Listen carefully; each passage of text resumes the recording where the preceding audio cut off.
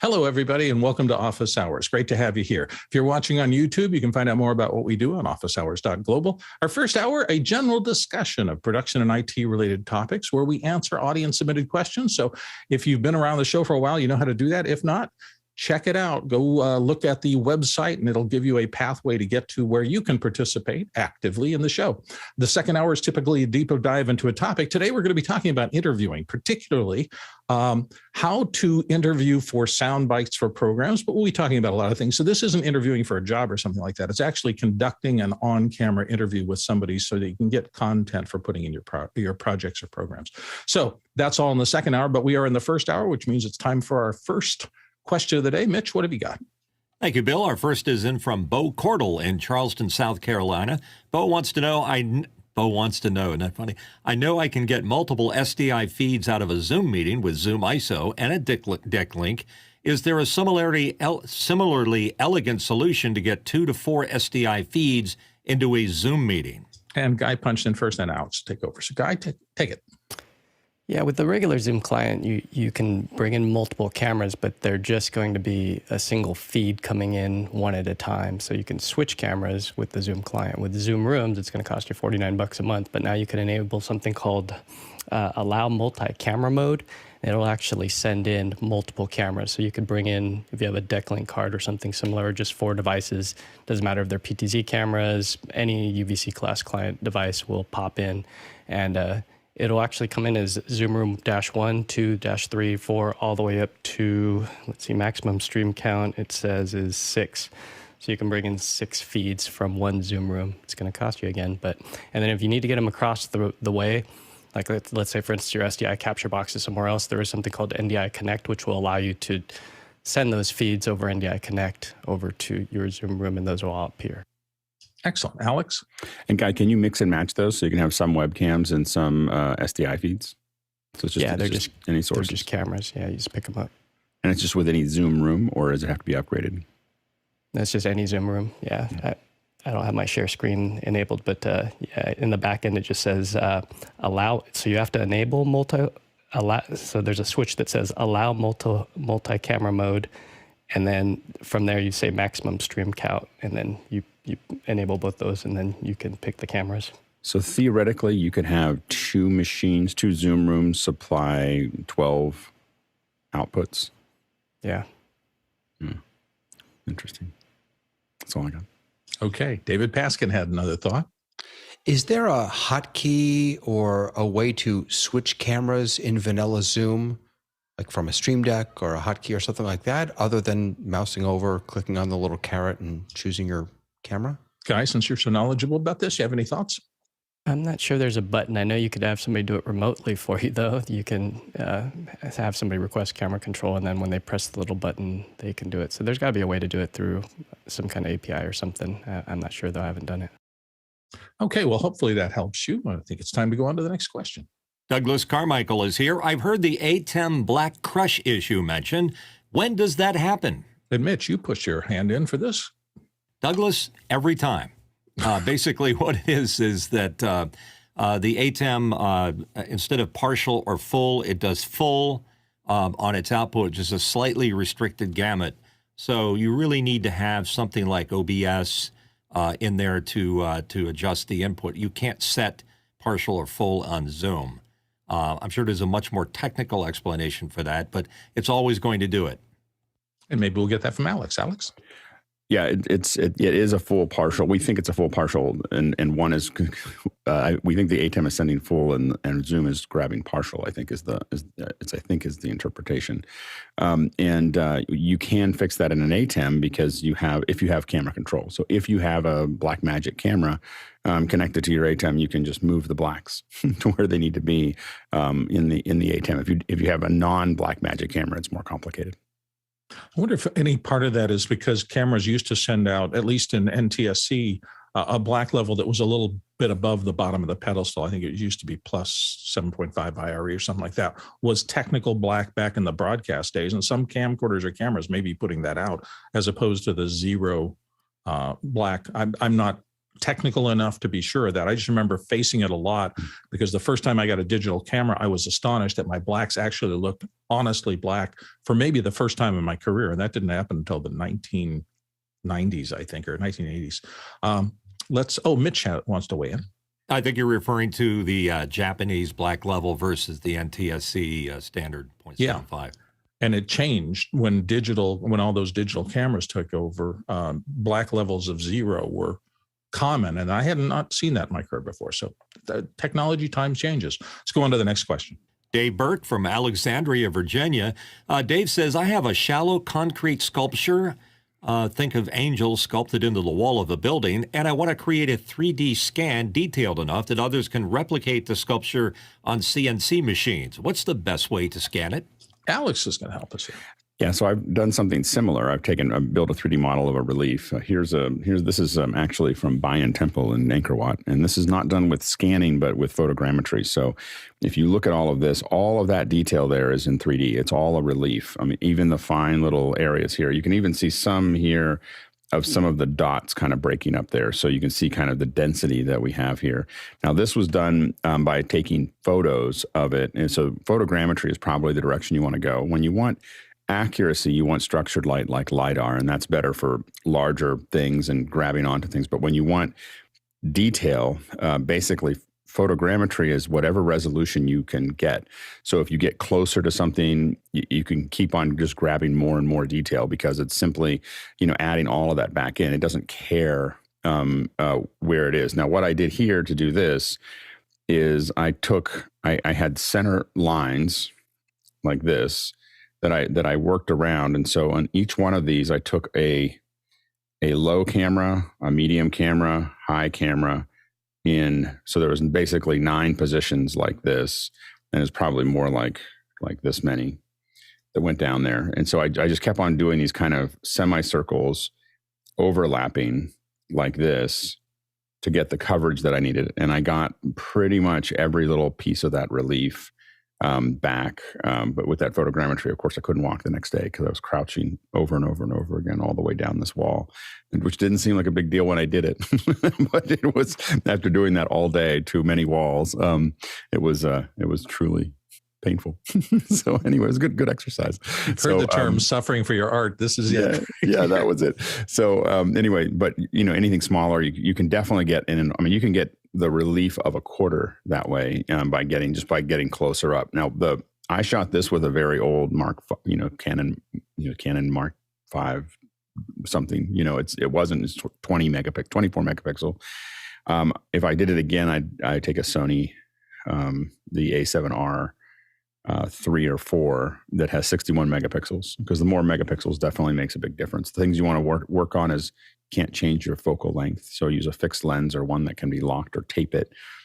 You also would prefer not to change your focus if you can avoid it, because that actually changes the effective focal, the focal length a little bit. So when you want to stay focused there, you want it to be as well lit and as closed down as possible to have the most depth of field. So if you can shoot the whole thing at f11 or f16, that's where you want to be, and then just add enough light to get to that point. Because things going out of focus is not good for what you're doing. It's better to have more grain than a wider aperture. So those are some of the real quick tips to doing that. And good luck. Let us know how it goes. And Jason wants to weigh in on this, as does Courtney. Alex, Jason. Yeah, Alex nailed most of it. Be extremely methodical on your acquisition. Whatever the grid is, make sure that the grid is the same from the beginning to the end, and get flat light, as flat as you possibly can get, and make sure it doesn't change throughout, the sculpture. And Courtney. I was going to ask Alex, there are a lot of great ways to create a 3D model, but what we used to do is just do a bump map. Could you just light, since it's a flat wall and unified color, could you just light it at an oblique angle and just turn that into a bump map? Yeah, and how accurate would that be? You convert it to a bump map or a displacement map. Both of those would be doable. What I wanted to do while I was there was generate enough geometry to be able to derive those later. So the idea would be that I can, and really what I want to do is, and I just haven't had time. A lot of times I'm traveling and I grab lots of data and I get to some area until it turns into a job. It just sits around in a pot. But really where I would go with this is to build a just a flat plane. If I want to do it in real time, let's say AR, which is where this is designed for, then what I would do is build this as a normal map. So this will be a normal map that will perturb the normals. A normal map is a much more advanced version of a bump map, essentially. I mean, it's simplifying it, but so I would do that. That way, the plane would be relatively quick to render, and then the normal map would bring most of the geometry or the apparent geometry back out. But you can see, down the sides here that this is really the geometry's there. There is something more real about it when you see it with the geometry. It means you can also scale. I can scale up very easily all the way to these characters, and the normal map might fall apart at some point, whereas the geometry will keep going. And I can view this. This is, I think that the end of this wall specifically was about 2 million polygons, and it worked seamlessly on a iPhone 10. At this point, I think we can throw 4 to 6 million polygons in without too much performance impact. I'm sorry, yeah, it's 15 million points. So that's probably about. So it might be a little bit bigger than that. It might be 5 million polygons, but it worked fine. Something to think about. Nice. Time to move on to the next question. David Paskin from Miami, Florida, and here on the panel asked, I'm looking to produce a number of shows in breakout rooms, but spotlighting doesn't work there. Any other options and or suggestions? Nobody's weighed in on this one, and I'm not really that familiar with it. David, what are your specific questions? Oh, there we go. Alex and Guy both just popped in late. So Alex, you want to start? David, are you trying to actually interact with folks that are there, or are you just building a show? So the idea is that I know you're not a fan of concurrent sessions, but there are going to be a couple of concurrent sessions. And rather than using Zoom events, I wanted to keep it really simple. Just have a meeting, send folks into the breakout rooms, and then use Zoom OSC in a different Zoom OSC instance in each room to be able to spotlight or put the speaker on the stage, as it were. And do you want them to be able to interact with the folks that are there? Is that part of the model? That is part of the model. Yes. Yeah. It would be, I think that we're hoping that we see some, advances in the way that things happen inside of meetings. So I think that we're kind of looking for it currently. I mean, I don't really do a lot of the interaction with people directly in the meetings with what we do. So for me, everything is build a breakout room, build a show, put it back into another room and let people talk to them, and then you get, then you have more control over it.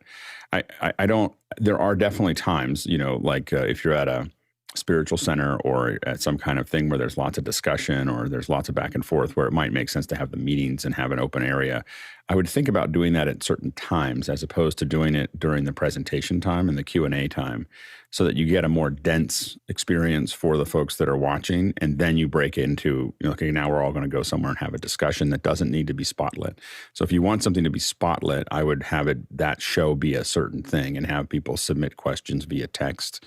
I'm pretty sure that there's one level of hell that is just people asking questions in an open mic that you just have to sit there and listen to. So I think that, getting text version questions that are voted on that people can, go through, your content density is much higher. And then you can do a breakout afterwards where everyone's just, open forum. I mean, that's how I would probably approach that. David, you wanted to? I guess what I'm trying to avoid, though, is having to have multiple meetings and sending folks who are attending different sessions to multiple meetings. And yes, I know that Zoom events is the answer to this question, but no, I wouldn't do it with Zoom events. I would do it with meetings. I would just do it with breakout rooms. I would give multiple meetings. I do them all in breakout rooms. But you can't spotlight in a breakout room. So I would pump a video into, right. You can't spotlight in a breakout room. Yeah. So I guess what I'm wondering is, right, how do I put that person, as it were, on stage in a breakout room as opposed to just in a meeting? Yeah, I guess the question is does it matter if they're the only ones with their camera on? Like, if you decided that, if you set, had everyone turn their cameras off so they can watch during this thing, and then it would be the only one showing up. And you could, one of the things we're looking at, because we have a quiet room, we're trying to keep it quiet, for watching this show, is having OSC just kind of sitting in there going, if you're not this person and you turn your stuff on, we're going to turn it off. Just like no, so there's a couple of different ways that you can kind of manage some of that. Jason has thought. Yeah, can't you just on a 2-screen rig? Can't you just pin them to the second screen and take that feed out? You can, but then when you feed that back in, you're just feeding another camera feed into a breakout. But I think you can. I think if you pin, you can. Can you? If you pin, does it? And I haven't tried to do that in breakout rooms. It's just not a way we use them. So yeah, I think there's some exploration. Yeah, I think if you did some wetware development, which is just having people turn their cameras off for the show and then turn them all on at the end, like say, hey, we're going to have an open discussion and we're going to do general. It's a really interesting question. But I think that if I thought about this a little bit more, I'd probably have a show, tell everybody to turn their cameras off and their mics off, and we're going to have a presentation. We're going to take your questions via text. And then at the end of the session, we're going to have everyone turn their cameras on, and we're going to have a discussion, and people can, if you want to bring other things up or talk through those things, we can do that. And I think that if you have a relatively managed crowd, that would probably be somewhat effective. Go ahead. I'm sorry, Bill. I know Guy wanted to. I just want to say one of the reasons we're doing meetings versus webinar, where again you have a lot more control over that, is that the presenters want to be able to see the faces of the people they're speaking to. Okay. So but yeah, I hear that solution. Guy, you want to weigh in? Yeah, there's different ways of pumping meetings into webinars and screen scraping and all that. But yeah, I think the Zoom Events platform would probably be the best for you. And if you want to borrow one of my licenses, I have a Zoom Events 1000 license that I can let you use, and you can test it out and see if it works out for you. Excellent. Alex, another thought? Yeah, and as I've said before, my wife works at a meditation center where this is all they do, and they just do it in meetings, and the speakers speak, and people have their cameras on, and they just sit there and watch respectfully until they're done. And so they do it. A lot of it has to do with the moderator, generating a space, that has it, giving people clear instruction of what they need to do, and having them kind of go down that path. And if I think generally, if you're dealing with adults, it works well. If you're dealing with young teenagers or something, it might be a little bit more unruly, So it just depends on the audience as well. And Guy's back in again. One last thing that you might want to play with if you absolutely just want to push it this way is to just screen share video. So that'll force your bigger picture over the top. You may get and then you have to optimize it for video, and hopefully if you optimize that for video, it's a great idea. That would probably solve a lot of it right there. Excellent. Well, hopefully, David, you have a lot of suggestions here, and definitely come back and let us know how things go when you get this running. Let's go to the next question. From Douglas Carmichael, AI technologies like Respeecher can create a convincing, lifelike speech from a profile of a person's vocal style. Could you see Respeecher or similar technology affecting the market for voice talent in 10 plus years? And Courtney's going to start us off. Well, it can affect it right now. We don't have to wait 10 plus years because they already have automated robo voices that are reading books and doing other things. And I think what would be a really interesting experiment would be to have our back-end people, or for an hour or two, Josh, put this on the list, of training Respeecher with Mitch's. We have plenty of samples of Mitch reading the questions, and make the reader be a robo-Mitch. And for one whole show, have Robo-Mitch read all the questions. That would be interesting to see how far away we are from this actually working commercially, and can we fool the general public? I know right now there is, we can already do it with faces. There are unique real-time AI-based face generators that generate unique faces for use in advertising, et cetera. So that's displacing, stock photography for using in commercial advertisements, because you don't have to pay royalties to these artificially generated faces. So I don't think we're very far away from that in the voice world. Robo Mitch sounds like a TV show to me somehow. Next question. No, I'm sorry. We're going to Mitch. Mitchell. We're going to Robo Mitch. This is not really me. Courtney, thank you for that. The only thing I don't think it'll do well is the spectacular fails in my ability to read sometimes. You'd have to teach it how to screw things up. They're programmed in anomalies. Exactly. But I welcome it. I think it's an interesting thing to have, and I think the most recent publicly known example of it is James Earl Jones signing over his voice basically to Respeecher and to Lucasfilms and saying, "I'm not going to do it anymore, but if Respeecher can do it, then that's fine." And in 10 years, yeah, and as Courtney says now, yes, because it's being done. And Alex. I don't remember raising my hand. So anyway, so I think that the 80s were a time in music where we thought we would replace everything with computers, and I think that a lot of that stuff could be re-recorded with the real thing again. So it'd be nice. So I think that I think what happens is we get a surge, something new and shiny, and then we realize that there's something organic and real about the real thing. And I think that we have a hard time. We want to go back to that somewhere. I think the more we become mechanized, the more we look for things that are more analog. I'm kind of on both sides of this. I can see circumstances where I want just the delivery of information, and any kind of robotic speech thing would be really good for that. If I'm just trying to absorb information, the fact that it could be fast or slow or whatever, and you don't have to take all that time to make it because it could just be generated, that's probably a good thing. But on the other hand, no, go ahead. I agree with you that there's a lot of things that I don't see or read because I can't listen to it. I'm too busy. I once listened to a 192-page NASA report on it was like Dream something or other that I have it on my phone, but the problem with it was the problem with any scientific journal is all the little references, like all the citations. The citations it was like the third of the thing was a citation. So having something that would intelligently go through and grab that and then read it out to me, because we don't get a lot of magazines and information that's out there because it's not in audio form. So having something turn that into audio, I think makes sense. But I think that we'll still find places that we want humans to do. I had that experience recently. I was listening to a novel, and in the novel, there was a lot of emails. And this is one of the services on Audible that does every word in the book. So every time an email came through, they read all the header information, all the to and from. And it was just like, whoa, okay. And so I had to speed it up a little bit just to get through all these header things before they got to that. That could be useful. On the other side of it, though, the nuance of human interpretation, it's like, do you really need to speed read poetry? Are you really going to slow down and try to find the rhythm that the author is giving you? Because there's music in those words if they're performed to be musical. And I think that fiction and poetry are something that I want to listen to in real time. I want a real person to read it in general. I think that it's where, when we get to nonfiction, is usually where I just want the protein. Concur. I think there's both sides. Mitchell, you had a last thought before we move on? Yeah, I think you're spot on there, Bill, in your interpretation of what the subtleties that a live reader brings to it.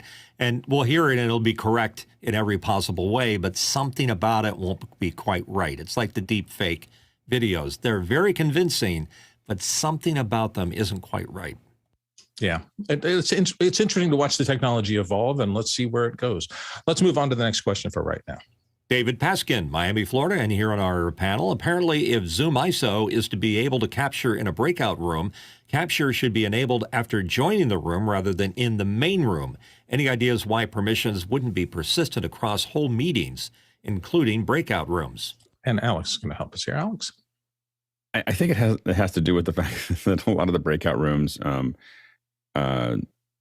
they're just a collection of meetings, but I thought that your permissions, if you were made a co-host in one place or if you're able to do it, I thought you could get it. I think we do that because it's easier, because that's where the host is. I don't think we need to do that. I think if someone gave you in a breakout room, the permissions, you should be able to do that. David, go ahead. If you guys just want to talk about it and follow up. You may be right, and it may have been a fluke. This actually came up from Jeff Woodgren. He was on a job, and he could capture in the main room, but couldn't capture in the breakout room. He asked Andy about it, and Andy's response was to put the output engine in standby mode before entering the breakout room, then turn it on. So it could have been a fluke, but I was curious if we knew why it may not be persistent. Well, if we're talking about the output engine there, I don't think it has to do with the permissions. I think you just want the output engine to be off when you go into the room that you're starting. I think that's, so I don't think that had to do with permissions. I think that had to do with turning the output engine on, because there's right. I apologize. At the bottom. So I probably phrased the question wrong. Yeah. Yeah, I think that's the issue. So, so I was thinking about permissions, but yeah, it could be something that it's jumping from essentially one meeting to a different meeting. And that may be, something that that's kind of pushing the envelope on that one. But I think that generally I enter the meeting, and what happens for me is I think it was run into because someone was doing something that was unusual, because usually I don't think about turning anything on until I get into the meeting that I'm in. So that would be an unusual behavior for me. So I probably just haven't seen it. All right. I think we pretty much covered that. Let's move on to the next question. Brian Carney in Wheaton, Illinois says, I need to run HDMI feeds in a room over 100 feet. I've seen boxes that convert HDMI to Cat6 at the source and then convert back to HDMI at the monitor. Any particular brands you can recommend to or avoid? Jason's going to start us out here. So what you're talking about are balins, balins or balans, depending upon where in the country you're from. I've had decent luck with monoprice, but I would say you'd be better served with using SDI if you can. Mitch? Fiber, anytime you can, go to fiber. It's conversion back and forth. It's not going to get interfered with. Guy? And I know Alex isn't going to be a fan of this one, and a lot of people aren't, but I use them. They work. These are the fiber HDMI cables. We used them all over at that Napa wedding. We used probably a dozen of these things, and we let them sit in the sun. We had some 300 footers that worked. So this is the brand that I use, but I'm talking with Greg Gibson right now to get the brand that he used. But this one, when I bought it back in July 5th of 2020, was like $300. So these things have come down in price dramatically. They're like a third of what they cost when they first come out. The thing to remember is that there is a display side and there is a source side. You want to make sure before you run the run, especially if you're going to do it through walls, that you get them in the right order. Otherwise, you'll be turning it around, which we had to do at that event a couple of times. Our friend Jeremy Horn, was not very happy with us when we told him those are backwards. Ouch. Yeah, so they're unidirectional. You have to source and display. So whichever source is the in and the display is the out. Makes sense. Courtney? There is a technology called HD-Base-T. It's not general networking, and it's not a balun like Jason was talking about. It converts HDMI signals to a digital signal that can be sent over regular Cat6 Ethernet cable. And it carries not only HD video, but it can carry RS-232 commands, infrared remote commands, Ethernet or internet, and power, all over a single Ethernet cable. So you might look into that. There's an alliance, and it's used by a lot of Pro AV companies for distribution over fairly long distances. Not as long as fiber, but it'll get you over a Cat6 within a facility easily. Courtney, is there a brand or name people could search for if they're interested in that? Just search for HD-Base-T, and it'll take you to the HDBT Alliance homepage, and this is what it looks like. And you can find distributors and people who manufacture compatible equipment there. Excellent. Thanks. Alex? Yeah, and I think that the fiber extenders work great, and I've had them in the past. The problem is that I damaged them, and I bought them when they were much more expensive, and so then I was like, oh, I'm not going to do this anymore. I'd rather just use Cat 5. But the reason that I've gone through it, and as the price goes down, I think Guy's solution makes a lot of sense. What I've used the most is the Geffen HD extenders. They go about 300 feet over Ethernet, and they're about, I don't know, they're a couple $250, $300, for both ends. So it's not any less expensive than what Guy is showing, probably more expensive. But that's what I've done. And I have a bunch of boxes on one side, a bunch of boxes on the other. and then you just run inexpensive Ethernet through everything. And if it gets cut or left behind, sometimes we build things that we just leave the cables behind.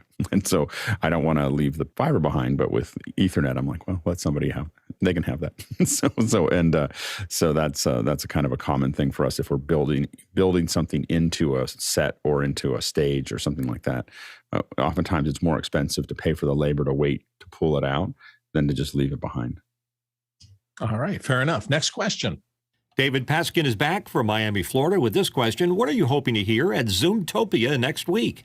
Big question, but I guess we don't have anybody prognosticating about. Well, Alex will help us out. Alex, what are you thinking about? I mean, obviously, what we're focused on is what is the liminal team going to release. So I think all of us are focused on what are the new toys that we might get related to video and event production. So hopefully they'll have some good news for us next week. We'll see. Yeah, I would imagine they've been meeting kind of in the breakout room for such a long time, or at least the test bed. So I imagine that's been active, and that would indicate there's a lot of active development there. That's probably as much as any of us know, but we're looking forward to Zoomtopia because this is a technology this show relies on every single day. Let's move on to the next question. Douglas Carmichael's in. I've read about NASA using structured light scanning in the development of the Space Launch System. There's a link for it. Is that the same process as the LiDAR on iPhone 14? Jason and Alex. Jason. This is a loaded question. The short answer is yes. The simplest part of it is that this technically is LiDAR, but comparing it to what NASA does is, I don't know, it feels a little bit disingenuous. I thought Alex was in here, but I guess we're going to have to take that. Jason nailed it. There was no reason to say anything more. Fair enough. All right, let's move on to the next question. Next question in from Dan Shaw in Columbus, Ohio. Any suggestions for the best audio-video flow if I have an XLR mic, MixPre 3, and a 10 Mini? Is it better to go from MixPre into DSLR camera or have it go into the A10 with a delay set to match the video? Mitch. And I'm looking at my Sony camera here, and as you can see, I'm plugged into this digital adapter that's up here. If you weren't using the digital adapter, plugging directly into your Sony camera would be a mistake because almost every camera that I have, if it's a Sony, if it's in this range, the preamps and the line amplifiers in the analog section are noisy and unusable. But if you go with one of these little here, I'm trying to show it to you. One of these little adapters to plug onto the top of the camera right here. It's about $500. You get the audio in sync exactly with the video. So that's my preferred method. That's what I'm using right now. I think in the early days of the show here, there were a lot of people who ran our video signals and audio signals through a camera so that the camera could kind of synchronize things, and then that one HDMI would come out to somewhere else. I know for me, I split those systems pretty early because the Thunderbolt audio interface I was using seemed fast enough to be able to keep things in sync for me all the time. So sometimes in some circumstances, I think that can be a really good running everything into one central device and then just having the muxed output of that with audio and video fed to something else. But there are systems out there who allow you to split them up and get success too. So it's either or. Let's go to David, then Guy. David? Just a follow-up question. I remember hearing from this panel that the audio through the ATEM is not a good choice. Am I right about that? Well, that was one of the reasons that I split them out, but let's hear what Guy has to say. Yeah, as Mickey would say, it really depends on the entire chain. So you got to look at what the device is. So if the DSLR camera has a really nice audio input section, then maybe you could use it. Some of the higher end cameras have line input balanced XLRs, and so you can feed it in that way. The other way is just skipping the ATEM altogether and going direct. What are you recording into? So skip. That's what I do. I mean, if it's a vMix or if it's a AJ Key Pro or something, I just go all the way and then delay the audio so that I'm not putting the ATEM in the chain at all. So there's no reason to go in there. Don't. I mean, it's nice if you're doing something where you have, like, let's say a baseball game and you have a shotgun on the camera and you want to do audio follows video, and so you need that in there, then that's a different story. But if you're just recording like a stand-up interview or something like that, I'd skip the entire ATEM chain and just go straight to the recorder or straight to the stream. Courtney, you had a thought? Check Craigslist. in your neighborhood or eBay for used Pix 240s. And I know this would be Alex's favorite because it has balanced XLR inputs. You can send video in through it and use it to convert from SDI to HDMI and HDMI to SDI. And you can even record on it and use that as an input into your ATEM and then get the audio off of that HDMI input into the ATEM. Alex, you want to weigh back in? Yeah, you would give up. There's no good way to get from the MixPre 3 to the Pix 240. But I would say that the Pix 240 is great. It just doesn't have noise assist. But other than that, and the XLR inputs on the 240 will probably not. The XLR inputs on the Pixies, the next generation after that are pretty close to the MixPre 3. The ones that are in the original Pix 240s are not as quiet as those inputs, but it's an amazing box. The Pix 240 is one of those classic pieces of machinery that was made. I have a small collection of the things that I think were just at a moment in time they were perfect. And the Pix 240, I think at one point I had 12 of them. so they're amazing little machines. And Mitch, I concur. The Neve processor for my microphone on my voiceover studio behind me had to be sent back to the factory, and Pix 240 to the rescue. And I found the preamps to be very good, quite nice, as a matter of fact. Okay, let's move on. Next question. From Matthew Jimenez from Orlando, what would you consider the bare bones essential software tools for recording a video podcast? Alex. An iPhone. like you can, I mean, if you're doing single address to something, a Samsung phone probably work fine as well. But the iPhone has a lot of podcast tools in it. You'd be able to, and the next thing up that you'd step up for is better lighting, some lights and a better mic. But it depends on what kind of podcast. If you're doing discussions, it's an entirely different discussion about what you want to do. But I think if you're just doing a single address podcast, then an iPhone would be great. Guy? Yeah, it depends on if you're on a Mac or PC as to which software.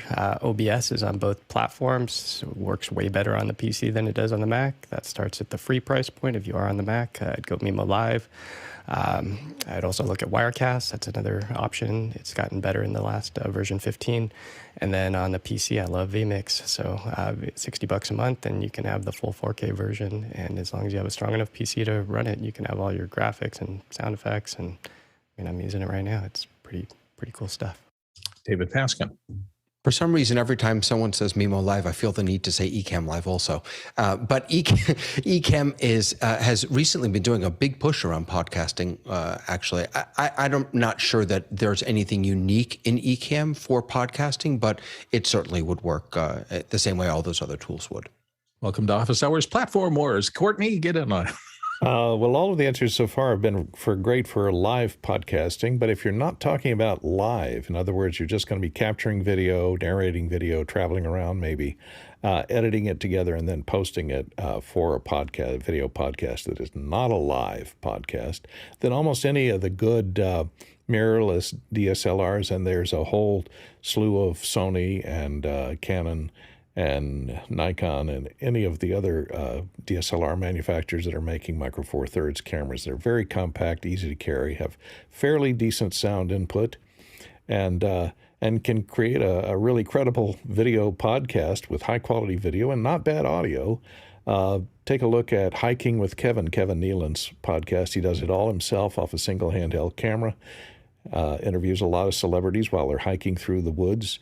And you can create an amazing podcast with just a single handheld camera and maybe a little shotgun mic attached to the top of it. Guy.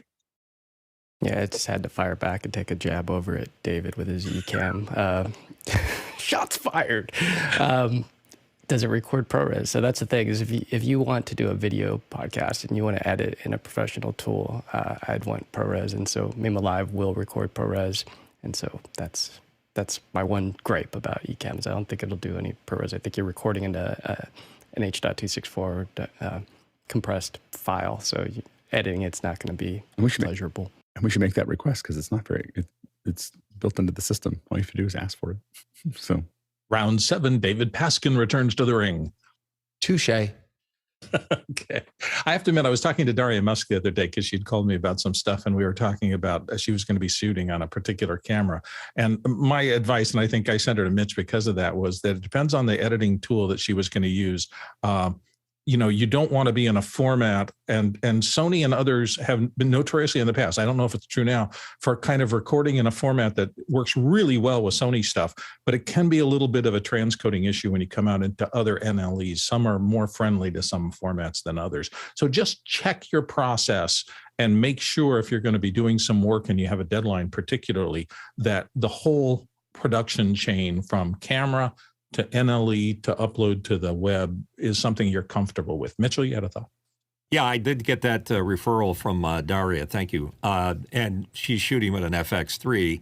And the question is, are you using the native Sony codecs?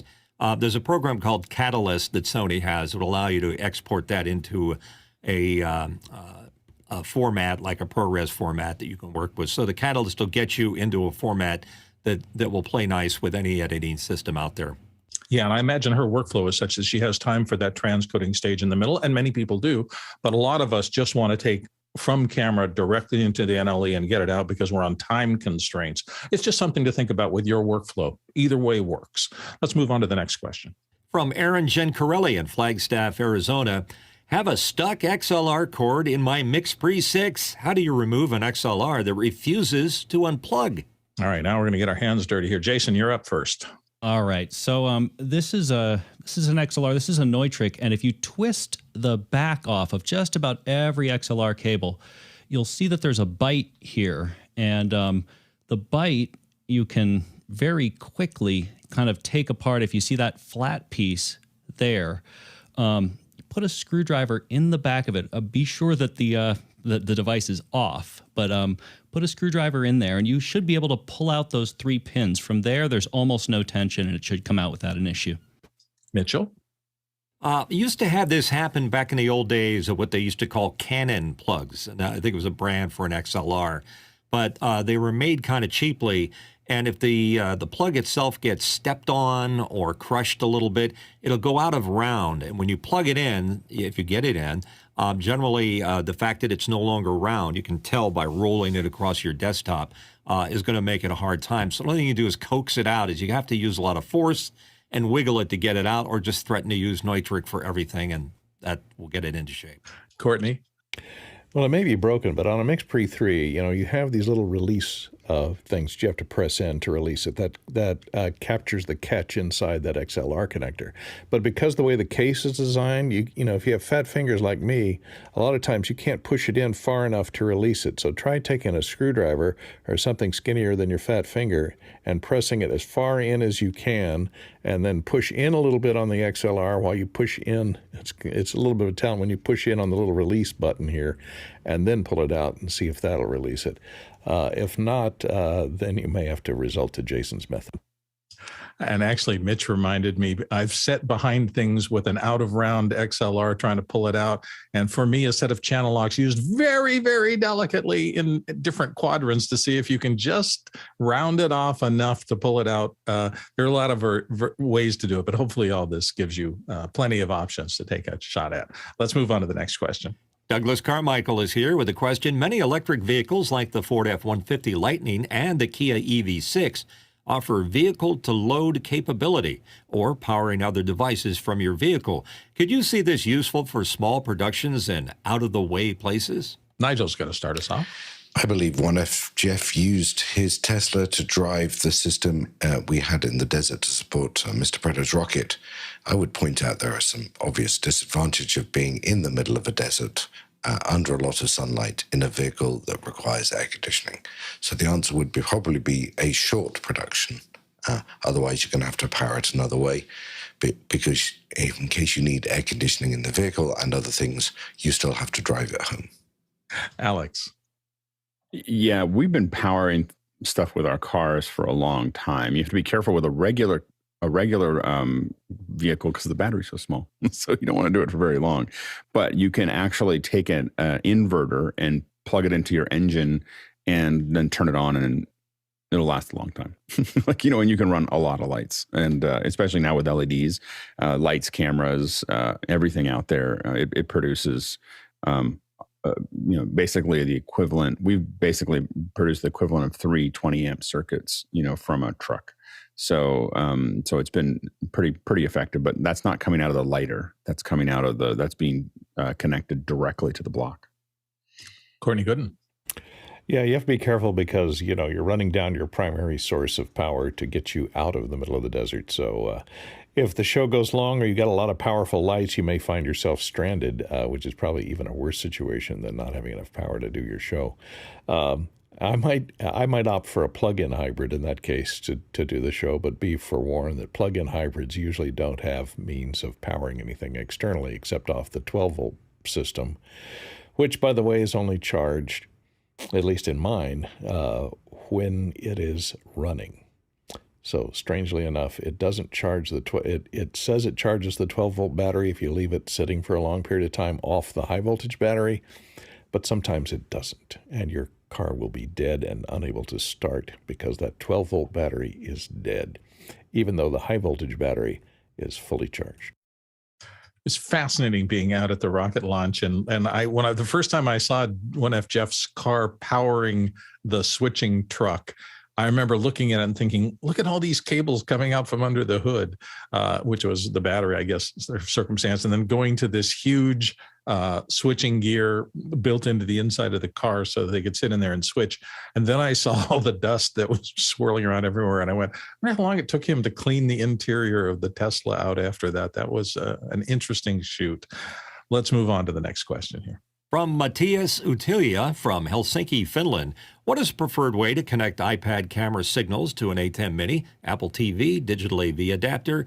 Is there any issues with Apple TV and A10 Mini with HDCP using iPad 9th generation? Jason will start us. Any class-compliant adapter. OWC is one of my favorites. They make a $50 tiny little micro dock that you can put power into and then immediately get Ethernet, I believe a USB 3.1 Generation 1, and a 4K HDMI out, and it will work, absolutely. As far as HDCP, that's going to be an issue no matter what you use to connect it. If you have, if you're playing something from iTunes, it may very well not translate, and that's it's working the way it's supposed to. Nigel? Yeah, I use a Satechi desktop holder. So if I show you what my iPad looks like, that's what it looks like. So it doesn't go to the full size of the frame. But I find that really useful because it really presents it to me. I can easily get to it. I can put Keynote on and draw on my pen, and it has both Ethernet and HDMI inputs and outputs. Guy? Yeah, I like the NDI Capture app so I'm running it right now. If I cut over, so this is just NDI out. You can see that it's live. So basically, once you're in the NDI world, you can use an Apple TV with Sienna, and that'll give you the HDMI into the A10 Mini, or you can use something like the new Bird Dog Play that would also do it, or there's some other kinds of adapters, but I like NDI or physical cable. So the Apple HDMI adapter is the other one that works. But this app has been really good, so I'd recommend it. Next question. James Babbitt, San Diego, California. YouTube videos have often synthesizer music playing in the background. What are some of the sources of royalty-free music for videos? David, start us off.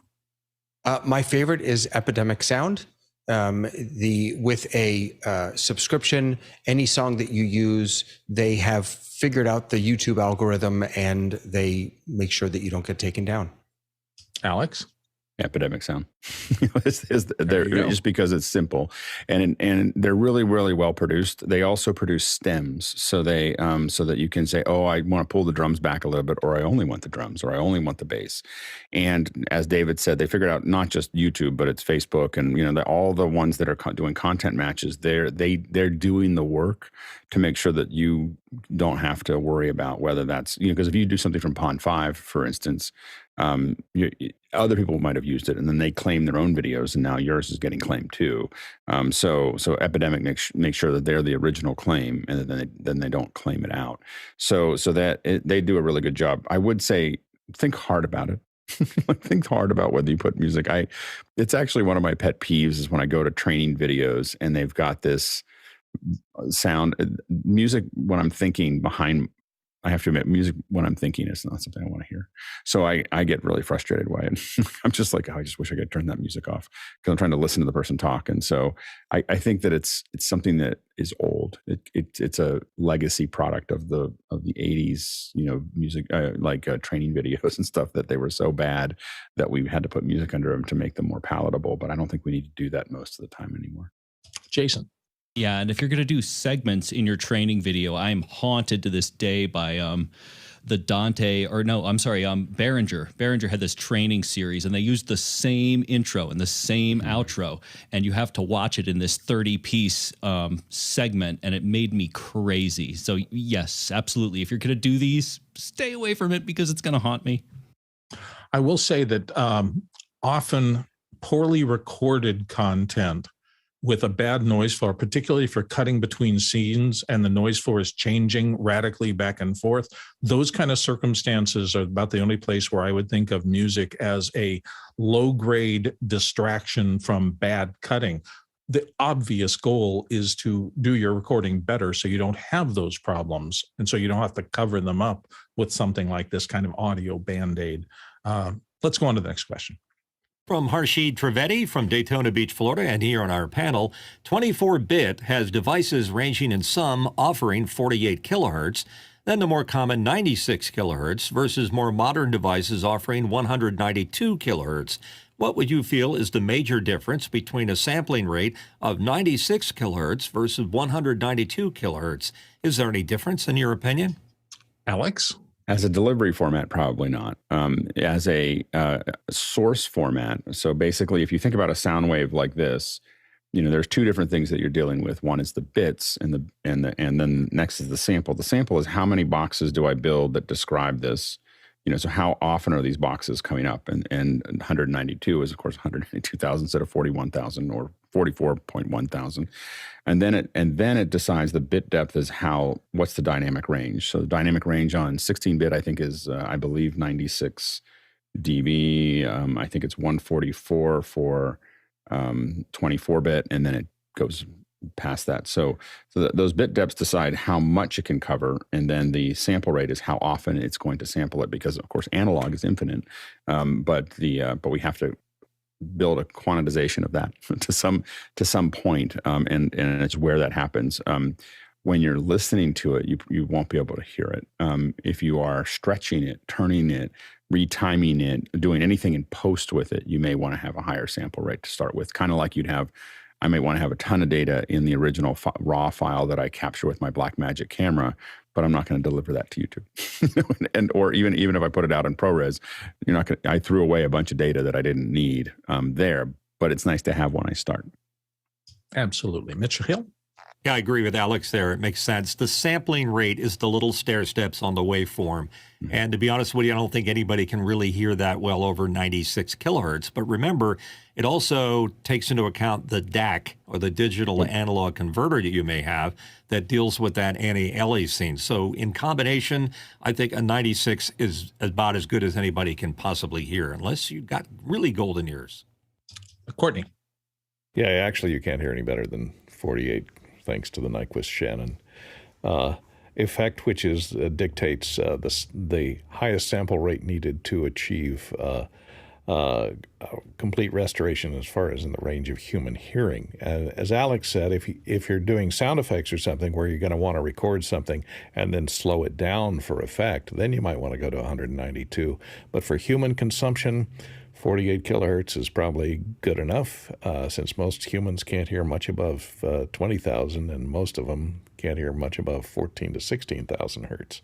And using the Nyquist-Shannon algorithm for calculating sample rate, 44.1 is probably good enough for everybody, and 48 is great. And I suggest you go, and if you think that, well, with only 2 samples to reconstruct that sound, it's going to sound raspy and noisy, and so more samples is better. That's not really true. I suggest you go watch a video from Technology Connections, does one on the Nyquist-Shannon, the backbone of digital sound, and he describes how A to D converters work and how the Nyquist-Shannon sample rate plays into the audibility of the human mind. And it's very comprehensive and explains it all. Alex, real quick. And again, the only reason that I would use 192 is as a capture format, and I have used it when we know that it's going to be a very complex thing, and we're going to do a lot of effects to it, because oversampling, even though we may deliver at 1080p for something, I still like to capture at 4K or at 8K or something else, because that oversampling image-wise makes a big difference for me as far as the cleanness of that final output. But again, I only oversample if I'm going to do heavy post on it. Mitch, real quick. Yeah, for example, if I'm taking a CD audio and I'm taking that 44.1 into a recorder, I might do it at 88.2 because the math works better. And if you have the math even, there's not bits being thrown about. And I mean, and just in the same way, I think about all of these things as oversampling, because, when we do motion capture, for instance, we try to capture it as high as 490 frames a second, even though we're going to deliver 30 frames a second or 24 frames a second. And the reason we do that is so that as we work through that data, it makes it easier for us to run a lot of filtering over way more data than we need, and then squash it back down. And it's going to be a cleaner output. So we never want to lose, whether it's images, sound, motion capture, other things. There's a huge advantage when you're going to do post to oversample. Now you don't want to go crazy because it takes up a lot of storage, but oversampling, capturing at the same level that you're going to output leaves you with a lot less options when you need to do work on it. Courtney, real fast. And I might point out that almost all A to D converters run at a oversampled, high sample rate on their input. Then they decimate it down and average it to generate and apply their brick wall filters, anti-aliasing filters, to them before they convert it to 48 or 44.1. So they are oversampling.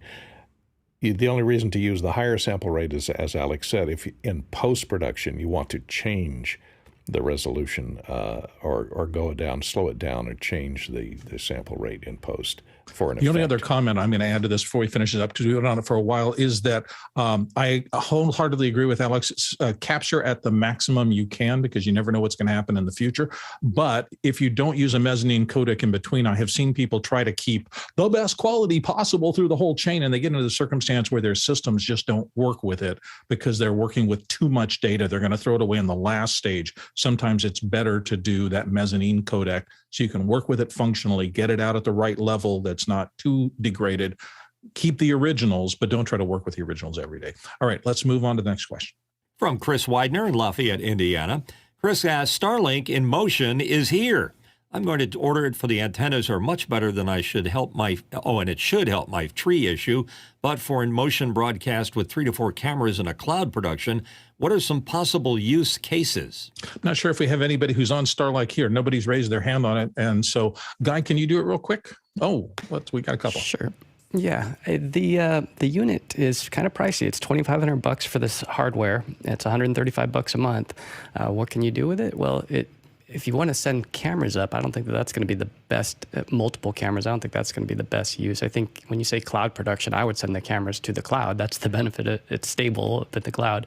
And then you can control and cut your show from being on the road or being mobile. But if you did have to bring up contribution feeds, it's going to be spotty because you're jumping from satellite to satellite. Here, there's now 3,500 satellites up there. So keep in mind that the Earth rotates and you may have some glitches as it goes from place to place. So if you can shoot it up to an AWS, or I know that you have that Shadow PC, use SRT mini server. You can send up those feeds via SRT even behind that wall.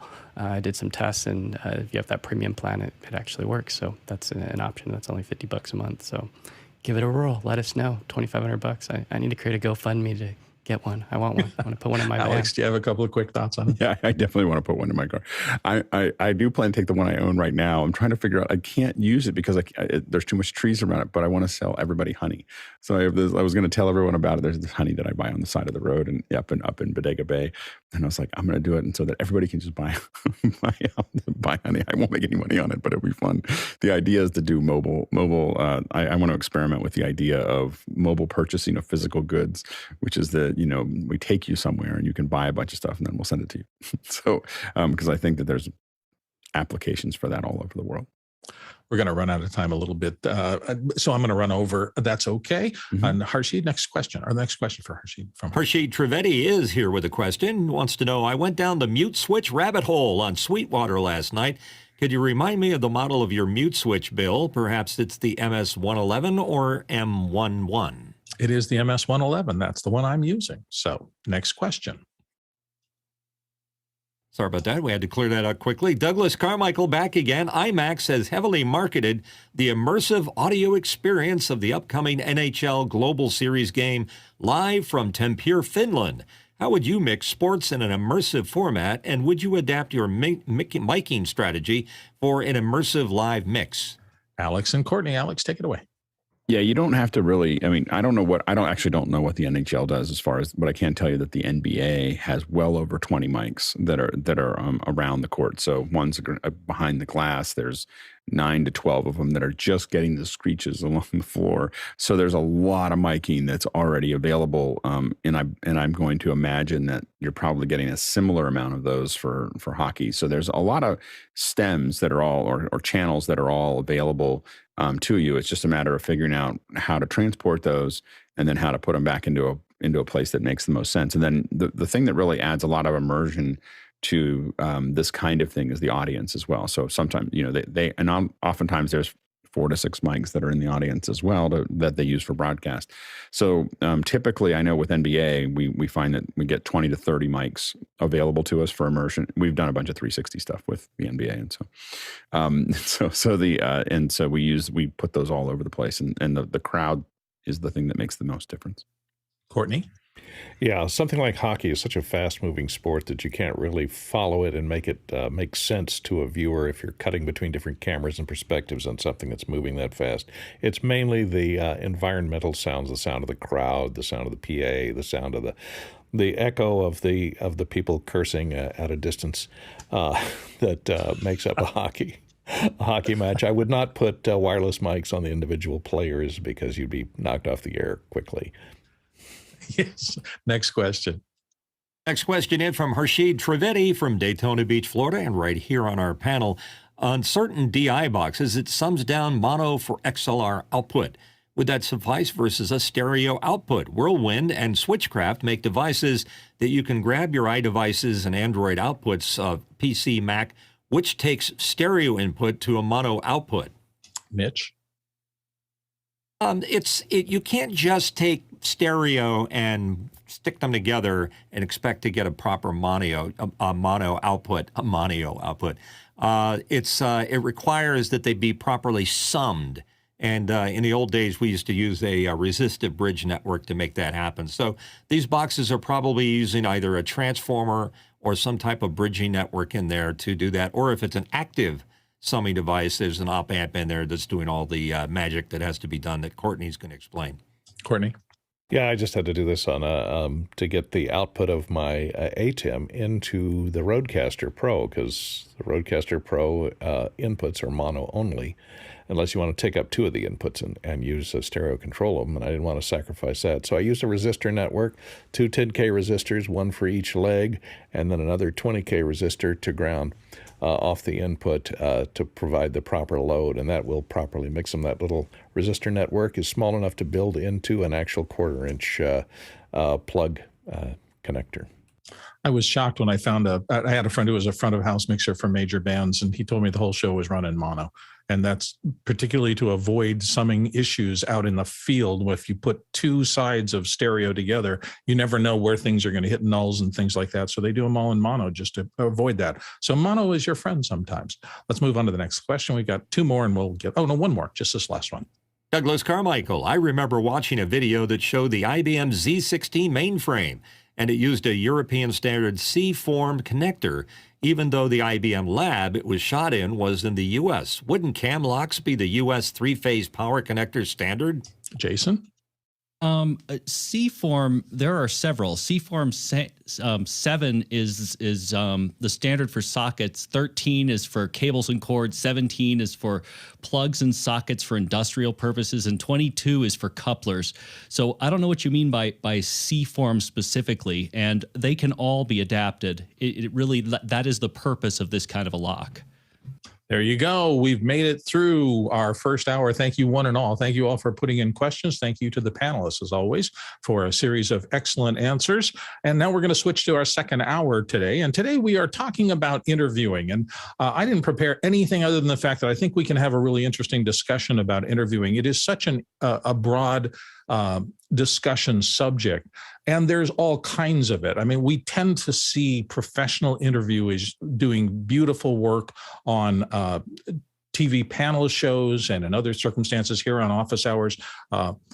Alex has been generous enough to bring Michael Krasny into our world, who is a planetary class interviewer. And it's just, you watch somebody like that work with somebody and you realize what a beautiful, delicate art it is to extract information from somebody that remains engaging and compelling to watch. For many of us, we start this process as we're maybe video producers or things like that, and we have somebody who's an expert in a corporation or something like that, and we have to set up our first interviewers. Typically, it's that person on camera with somebody doing the interviewing, asking questions of them behind the camera. And I know when I started, I've done probably 250 or so of these live. And the first 25 or 30 of them, I was horrible at it. I made every possible mistake in the book. And then for the next 25 to 50, I maybe got one of those things fixed every time I did it. And it really wasn't until I was approaching having done a whole string of interviews, particularly a couple of circumstances where I had to go into a conference and they would bring in people to me over and over again. And I think I did in a couple of conferences, 30 or 40 interviews over the course of 2 days, which is one person after another. And I finally started to understand some things about the rhythm of engaging with people. Never got to be a world-class interviewer because it's hard. To me, this is like learning to skate or learning to do something else. You're a little uncomfortable at first. You tend to jump on people or think you have to over-prepare. Your questions are longer than their answers. All these things that are really bad kind of fails. And if nothing else, for me, the most important one was I wasn't able to make the person I was interviewing relax and feel comfortable being on camera. It is a delicate thing. Most people, you may have done this a bunch of times, but often with an amateur, somebody not in the entertainment business, they've never been in front of a camera. And the minute you turn it on, they can be a little deer in the headlights. They're in a different environment. Lights are on them. They know a microphone is on. It's on the record. And it's very hard. Well, it's not hard, but it's you have to do some special things to make them feel comfortable and get them to relax and get them to out of the mindset of I'm on camera and into the mindset of I'm talking to this person as a human being. And then once you achieve that, so that you actually have the discussion going, the next challenge for me was always to listen, to pay attention to what they're saying, to enhance and make them feel increasingly comfortable rather than increasingly uncomfortable with what we were talking about, to the point where they could relax and become themselves. And for me, that was always my goal. How do I get this person to look good, sound good, and be themselves, and then get some useful sound bites? Because that was my other job. It's really, a lot of people over-explain. I tend to do that myself. So with that, that's all the preamble I'm going to do. We're going to hear from other people. Alex is going to give us some thoughts on interviewing, and so is Nigel. Alex, take it away.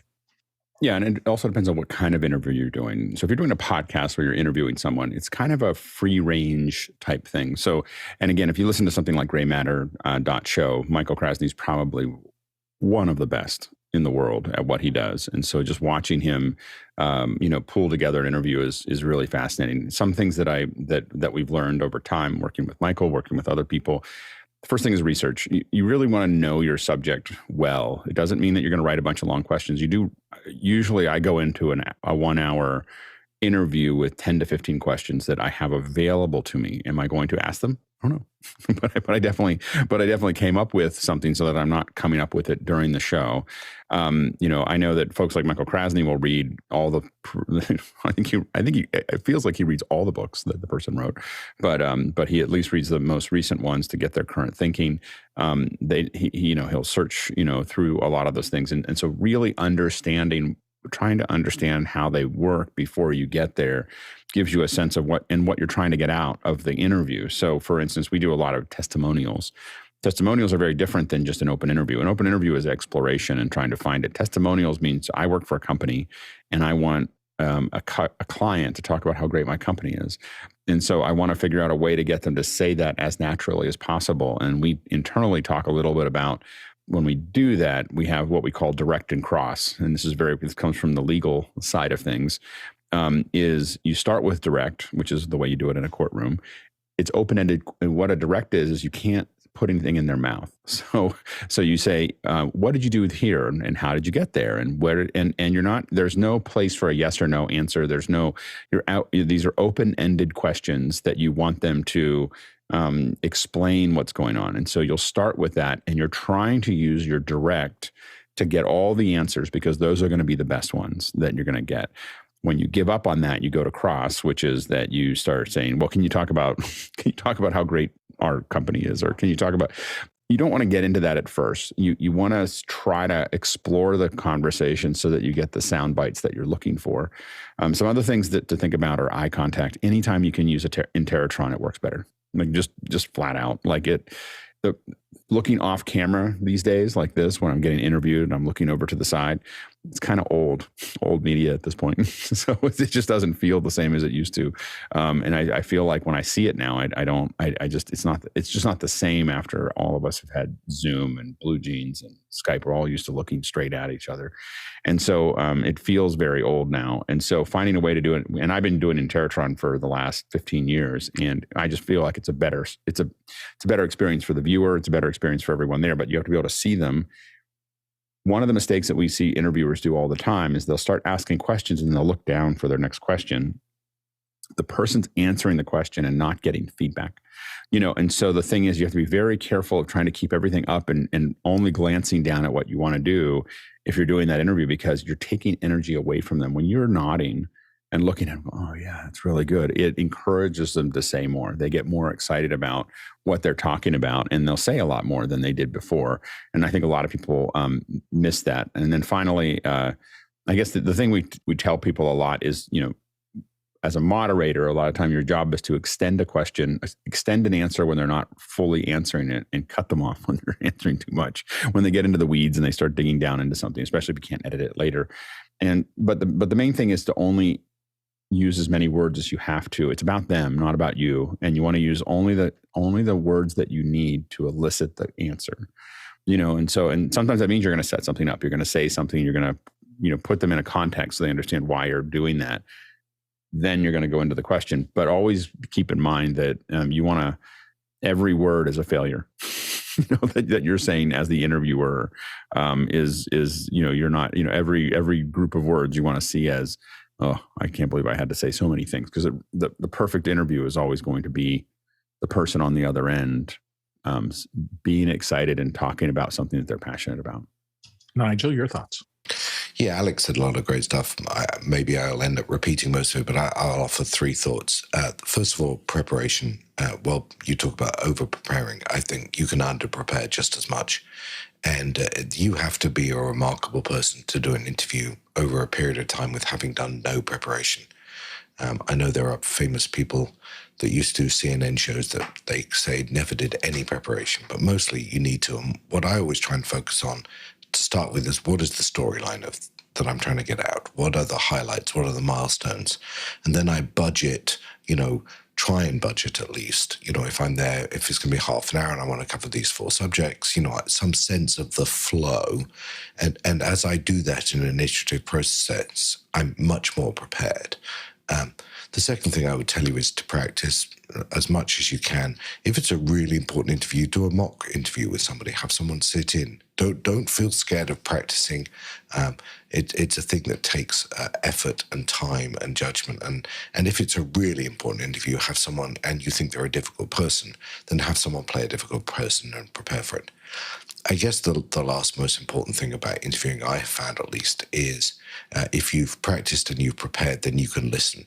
If you can't listen, you cannot do a good interview. And there's nothing more annoying, I think, when you watch this news on television or you watch interviews where they are so ready to bang in their next question. They really don't listen to what's said. And a couple of things happen. A, they let ridiculous stuff get through without checking it, and B, the audience is just left spinning.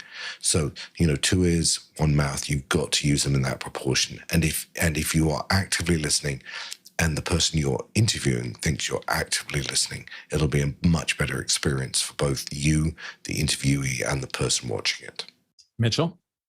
Yeah, I agree with everything that preceded, particularly making eye contact with them and having them make eye contact with you, because in essence, with an Interrotron, they're looking at the person that's watching the video, not talking like this, because who talks like this in a general conversation? It's convenient, but not necessarily appropriate. And I try to break down what kind of a person I have that I'm doing an interview. If they've never been in front of a camera before, they're scared, they're nervous, they've got that deer in the headlights look on their face, and you want to do your very best to put them at ease. And a lot of times in those situations where I have somebody that I know they're uncomfortable, is I just start talking to them. And I just give a cue to the cameraman just to start rolling so that the conversation about today's weather, the commute to the shoot, everything else, eventually morphs into the actual, before they know it, they're already answering questions.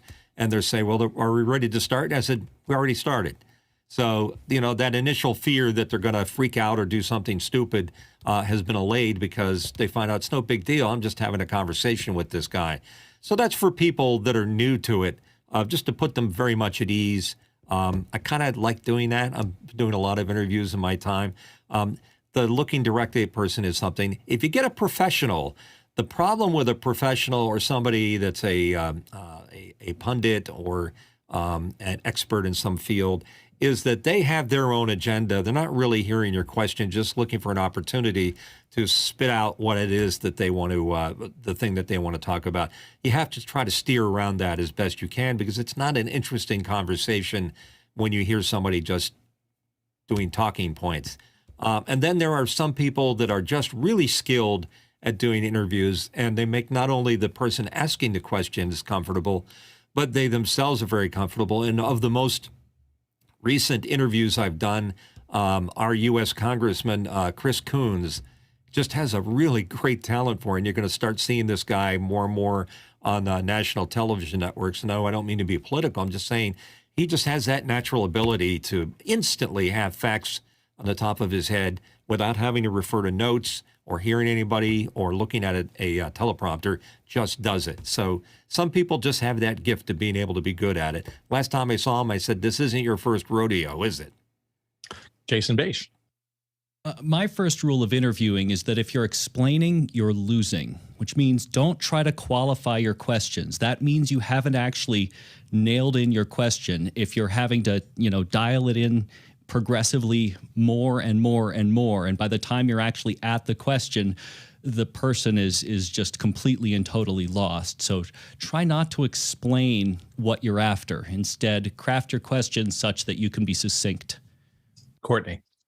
Yeah, I'm going to push back a little bit on the Interrotron use and the eye contact directly into the camera, because there are situations where you have a celebrity interviewer or a fairly famous interviewer, and they're at the location. Both the interviewee and the interviewer are in the same location, and you have multiple cameras to cover it with, so you can go to an over-the-shoulder shot, or you can go to a wide two-shot to show the relationship between the interviewer and the interviewee.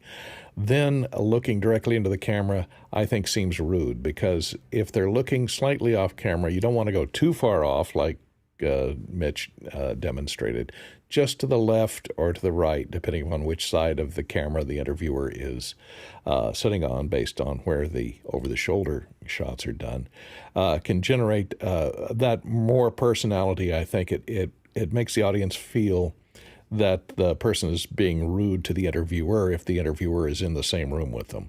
And in that case, I would avoid, because if the person goes from the interviewer, like over here, I'm being interviewed by someone just off to the left of the camera, and then I switch to the camera, it looks like I'm now talking to the audience and then not talking to the interviewer. So it's like the person being interviewed is changing their attention from the interviewer and answering the question to the audience and making a direct comment. It's breaking the fourth wall.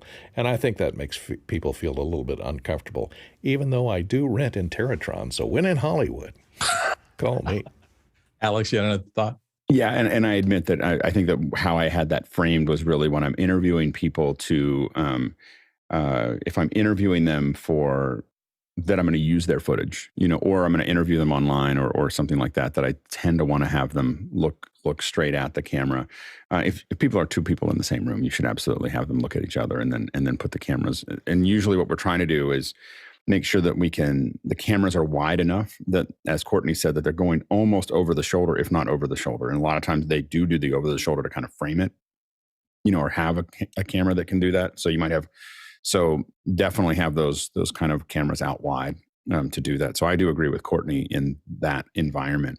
I have to admit that I avoid that environment as much as I can, mostly because I just really feel like when people are talking to each other here, as a viewer, I'm on the outside. When they're talking to each other directly through an Interrotron, I'm on the inside. And this is a place that I can't exist in the real world, and I very much like it. So I like being in a place where I feel like they're talking to me, both of them, and it's something that we now have available to us, and it's something that I didn't understand what an Interrotron was when it was requested by a client, and I had to build one. But in over 15 years, because 80% of what we did was through some system, we got to a point where we didn't even bring the interviewer with us. We just had them come in over Skype and then Hangouts, then Zoom. But it was one of those things that it gave our interviewers sanity, because we could have a much less technical system go out, and it gave them, an interviewer could interview 8 people in different parts of the world in one day. And so we very quickly moved away from that physicalness that is very inefficient. Mitch, real quick, we're going to try to get to questions here pretty quick. Yeah, another quick tip: try to use a longer lens. Get the gear and the camera out of their face. If they're new to it and they've got a camera right up against them, it's very intimidating. Get a longer lens. Get back behind them a little bit, maybe about 8 feet. All these things are good things. As to the on camera or off, to me, it has to do with the emotional intensity I'm trying to achieve. And it's a kind of counterintuitive. I think directly into the camera with somebody looking at you is the most direct human to human connection. Now, if I'm delivering information or I'm having fun and I'm enjoying the interview, I love this direct one-to-one kind of look. I have interviewed people who are in emotional distress, though, victims of things. And sometimes looking at somebody who's emotionally distraught, face on, maybe even crying, is almost too much. And in that case, I would prefer them to give me, as the audience, a little bit of distance from them. I want to see that they're passionate or upset or whatever, but I don't want that entirely in my face. That's almost too hot for me as an emotional temperature for that. So I'm judging the subject and trying to figure out what's the best approach to set up this interview. Do I need to give them some space, or can I put them right in front of the audience and have that one-on-one conversation that's going to be positive for them? All right, let's go to the questions. We got a lot of questions here. Okay, first question in. Andy Kokendorfer from Viera, Florida. How do you deal with interview subjects that only answer yes or no? And so you're asking, and Alex was mentioning this, you're asking closed-ended questions, and that's generally not a good thing to do. Jason, dive in. All right. So beginning journalism 101, right? The 5 W's and the H: who, what, when, where, and why, and how. All of those, except for the H, can be answered in one-word little segments. The power of how is that it forces an answer to be much more elaborate. You can't simply say yes or no, and it will give you a lot more. So I would try to rephrase the questions by beginning them with how. Courtney? Yeah, Jason stole my answer. I was going to say look at your questions, and if they start with do or did, they can be answered in one answer. Do you think this? Do you think that? And the answer can be yes or no. So never use do or did. Always ask when or how or what do you think about, or so on. And those can't be answered with a simple yes or no question, yes or no answer. So look at your questions and look at the starting word of each question.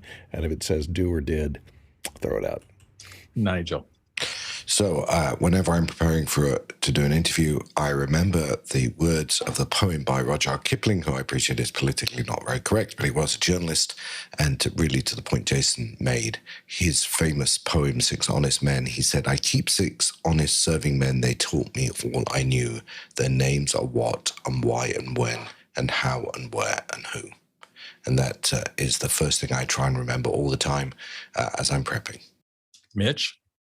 Sometimes you get somebody that, because they're uncomfortable, they're answering in yes and no questions. If it's a corporate executive or a CEO, you can't embarrass them. They have to save face when you're there. You have to make them feel comfortable. So what I'll do in a situation where they're saying yes or no, or they're giving short answers that don't serve the need of the interview, I'll feed them the line. And I know that's verboten for most cases, but if you tell it to them the right way, you say like what you really meant to say was da da da da or whatever it was, then they feel more comfortable repeating it back to you, and now you've got your sound bite to get your interview done. Have to admit, I've faced both kinds of people who, when they're really nervous, shut down and don't say anything. And then people on the other side who, if they're overly nervous, will just talk and talk and talk and talk, and getting a soundbite out of them can be frustrating. Hopefully you take it 2 or 3 times, but sometimes I've fallen back to the same thing Mitch has. Look, I just need a little piece of this and it can't be more than a few seconds. How would you say, and I'd feed them a suggestion, but try to get them to put it in their own words. It's if you don't have tons of time and you just got to get the sound bite, sometimes you're in those kind of circumstances.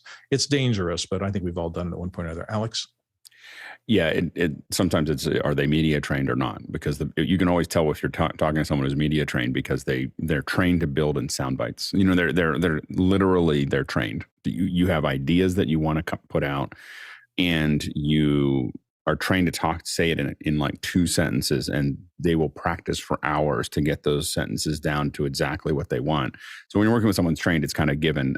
The other side of that also is really take it on that it's your accountability to have them come out of their shell. And a lot of that has to do with the entire environment that they're in. A great interview often starts. I mean, you have people that are great at being interviewed, and then that's easy. They're going to come in. We had Leo Laporte on last week. He's easy to interview. Like, he's just going to sit down no matter what and be comfortable. But when you have people who aren't, everything from how you email them and schedule them to how when they show up, how easy it was to find, to the hair and makeup, to the dressing room, to the food that you put out, to all of those things set up for a good interview. It's not just them talking. It is, how do they feel the entire time, and can they see other people's eyes? So one of the things we do is we build a big shell around them so that they can't see anything but the person that they need to talk to. Whether if it's in Teratron, we only want them to see that. It's like a screen sticking out of Doobie, and so how do we keep them focused? But the entire environment, their entire experience from the time you ping them to finishing that interview is part of that experience that has them give you a great performance. And the other thing is that always think about trying to use 2 cameras because that's how you cut around. So when you see a lot of weird things where people have close-ups of their hands, or they have a side shot, that's usually we're getting around something that we had to shorten that, we had to pull it in. So having multiple cameras or shooting at a real high resolution, people hate that because you don't get the same depth of field. So if you do punch-ins, you get the same depth of field that you had on the wide shot on the close-up, which doesn't look natural. So anytime you want to get 2 cameras, one grabbing that close-up and the other one grabbing the wide or to the side. Courtney? And the opposite of all these suggestions should be followed if the interviewee is a politician, because they will never answer a yes or no question. They will always evade because nobody wants to be pinned down on a topic because it will be held against them. So they will always be dancing around yes or no. Yes or no? Did you? Were you there? Did you? They will never answer directly. Mitchell? Dealing with a CEO that he's not going to show his nervousness. He's going to bottle it up because that's what they do. I always lean into him and say, look, when I edit this, I'm going to make you look like a genius. So have at it. Works every time.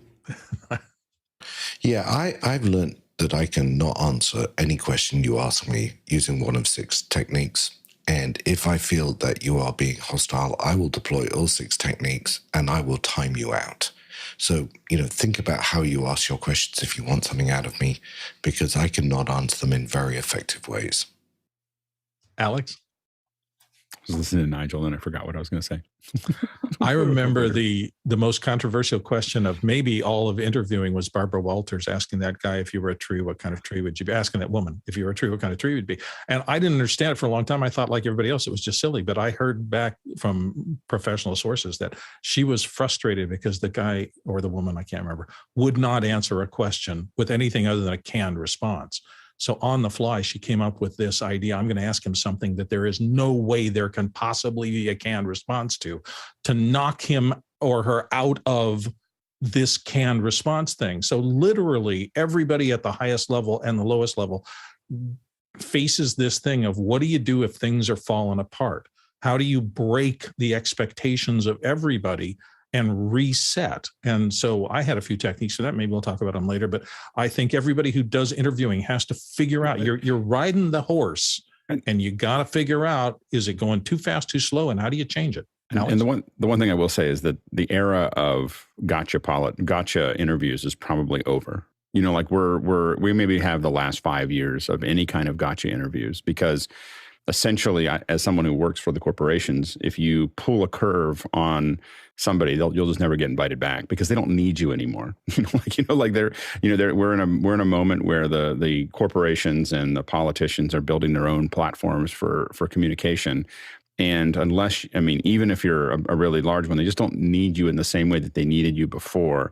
And so, hammering them, there's other ways to get that information, but trying to corner them just means you're not going to get invited back. And so I think that's and I think that we're seeing more of that. And so, it's just a hard business to be in. I'm not saying one way or another, or whether it should be some other way. I'm just saying that the way it is now is that, we get signals when we come out of events like this from a CEO that comes out means that person will never speak to that CEO again. Like if they just come out and just do this like little thing like this, that they're done, and they don't say anything. They don't make any directives. There's no emails. There's no texts, it's just like, you just know very quickly, like, no, that didn't go well. So and that's part of why we're getting all this media silos, right? I won't. Yeah. So be on I'm just saying these 25 outlets. I'll only be on these 25 outlets. I don't have an answer for it. I just have I'm just stating that's where it's going. Yeah, there's another interesting thing I've seen. You get a politician or somebody else coming on, and whichever side it doesn't matter. There will be something in the news that is very negative for them. And so the interviewer is trying to figure out, how do I bring up this thing that's in the news? It's a big deal right now, but and so watching that dance happen is interesting. And the last thing I will say is the folks that are able to handle those curves and powerfully those are usually the most powerful parts of the interview. We had the opportunity to work with Barack Obama a couple times, and always in the middle of the show, someone would throw some horrible curve at him and he just would knock it out of the park. And he would just, there was nothing that you could do to fluster him. He would just answer the question. And keep it going. And it was an amazing skill to see, is just someone who will take on any question that comes up and answer it. But that takes an enormous amount of practice.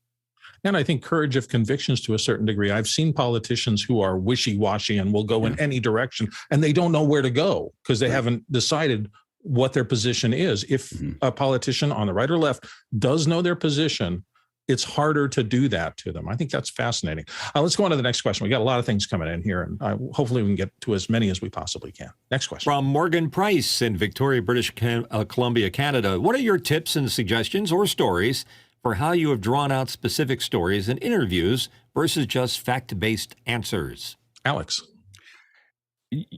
This comes back to the interview. You want to figure out what they're passionate about, and you got to get into that early.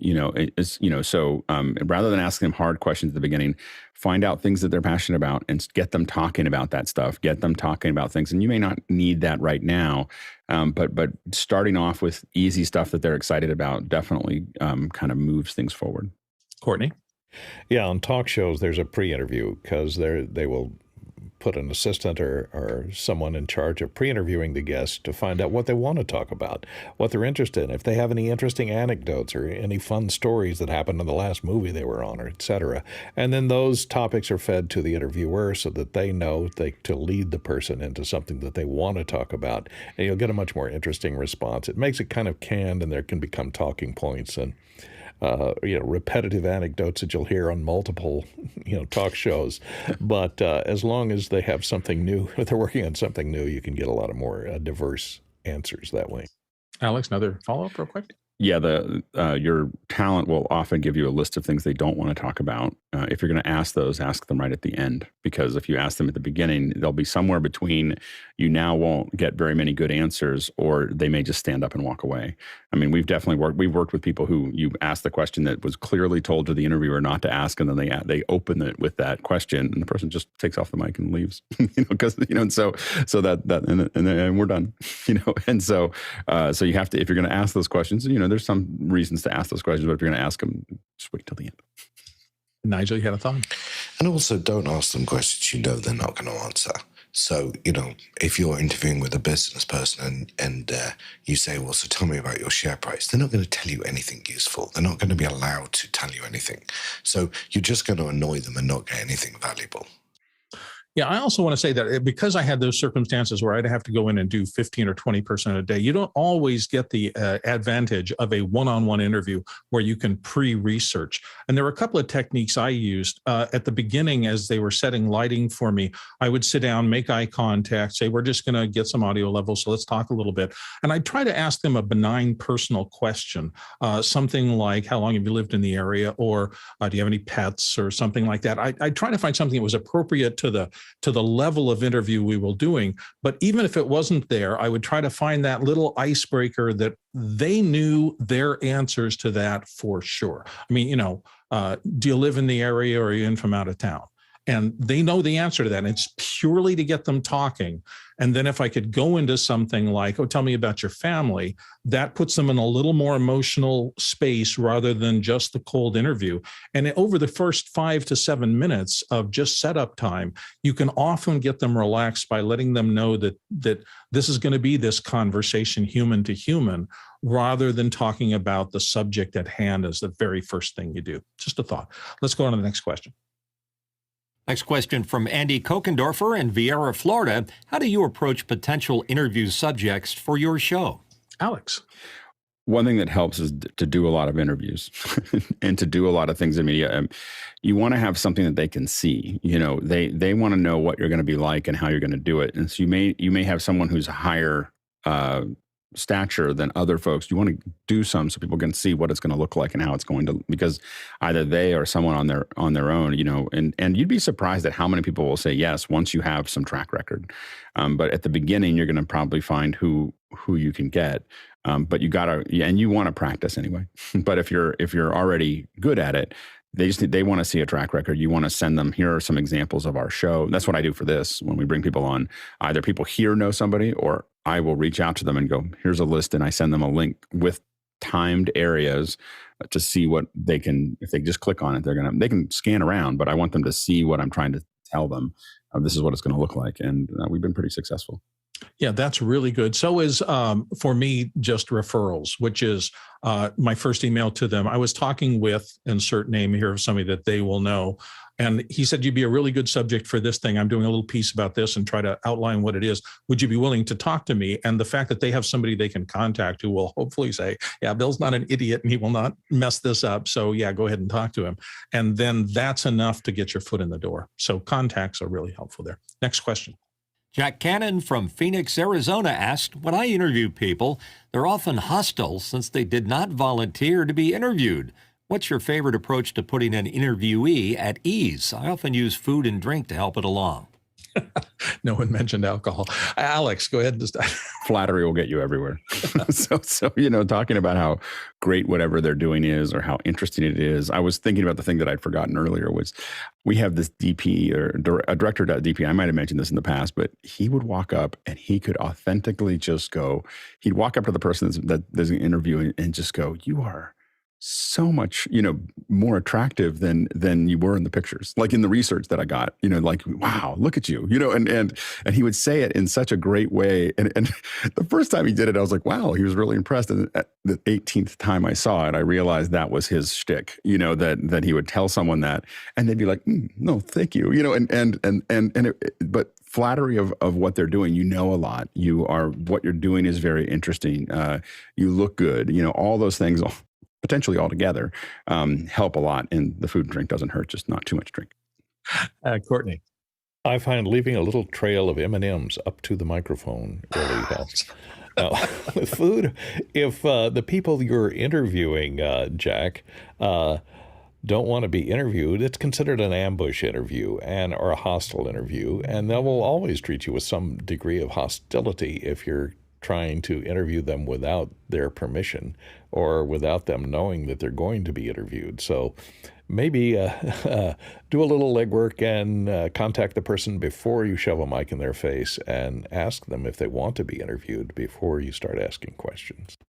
Alex? I'm guessing Jack is just doing it on site. He's finding people that are at somewhere to interview them. I'm guessing that's the situation. But the other thing to do is I lay a lot of seeds around. I talk about this is what I do and this is how I do it. And we interview people and we talk about them and people that are interesting. And I throw out a couple of names of things that we've done in the past.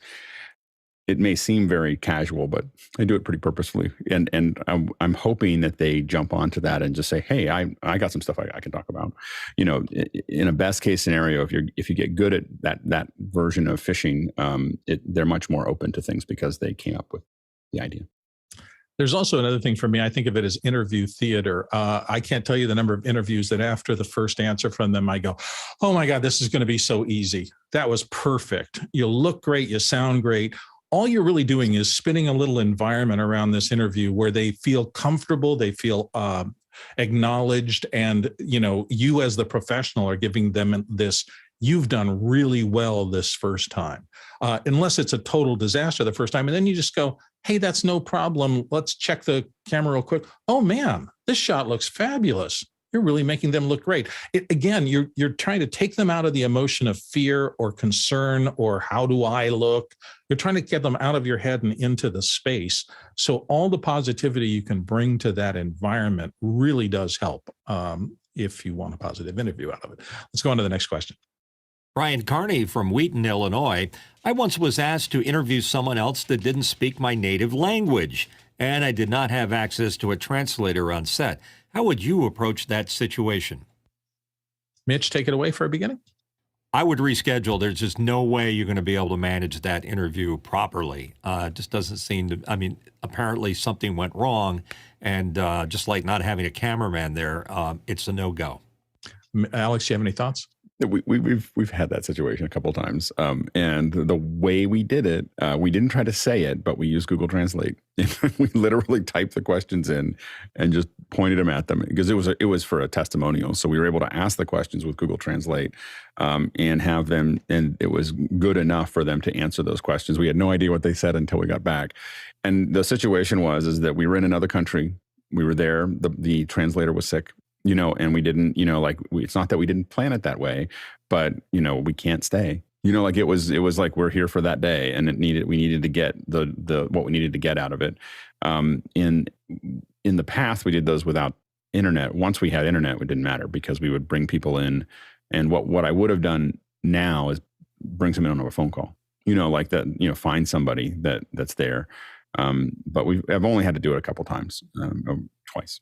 And it was just we had enough internet we didn't have enough internet for video. We just had enough internet for Google Translate. And it was in the middle of nowhere. I was on a phone and we got what we needed. But again, I would bring somebody in remotely if I did it again.